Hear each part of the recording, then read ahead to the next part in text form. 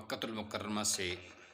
سید رضوان احمد بخاری صاحب سوال کر رہے ہیں کہ میں ایک ایسے امام کے پیچھے نماز پڑھتا ہوں جو پاؤں کو دھوتے نہیں ہیں بلکہ اس پر مسح ہی کر لیتے ہیں، اور میں نے ان سے پوچھا بھی تھا کہ آپ یہ کیا کرتے ہیں، کیا اس سے وضو درست ہو جاتا ہے؟ تو انہوں نے کہا ہر وقت پاؤں کو دھونے کی ضرورت نہیں، یعنی ہر وضو کے لیے پاؤں کو دھونے کی ضرورت نہیں، بس ایک بار دن میں دھو لو، بعد میں اگر وضو ٹوٹ بھی جائے تو آپ جب وضو کریں تو صرف چہرہ دھوئیں، بازو دھوئیں، مسح کریں اور پاؤں پر بھی مسح ہی کریں۔ تو کیا اس کے پیچھے اقتداء جائز ہے؟ جواب یہ ہے کہ پاؤں پر مسح کرنا، ننگے پاؤں پر مسح کرنا، یہ تو کسی مسلک حق کا قول نہیں ہے، لہٰذا ایسا امام جو یہ کہتا ہے کہ میں دن میں پاؤں نہیں دھوتا ہوں، صرف ایک دفعہ دھو لیتا ہوں، باقی مسح کرتا ہوں، یہ چونکہ فرض چھوڑ رہا ہے، لہٰذا اس کے پیچھے آپ کی اقتداء کرنا اور نماز پڑھنا جائز نہیں ہے۔ کوئی ایسا امام دیکھیں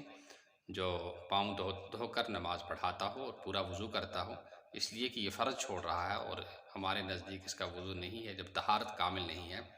طہارت پوری نہیں ہے، تو اس کے پیچھے اقتداء کرنا بھی جائز نہیں ہے، لہٰذا آپ اس کے پیچھے اقتداء نہ کریں۔ اگر کوئی نہ ملے تو تنہا نماز پڑھ لیا کریں، اور اس قسم کے امام کے پیچھے ہرگز نماز نہ پڑھی جائے۔ اور آپ یہ کہتے ہیں کہ حنبلی مسلک ہے، حنبلی مسلک میں یہ بالکل نہیں ہے کہ ننگے پاؤں پر مسح کیا جائے یا ایسے موزے پر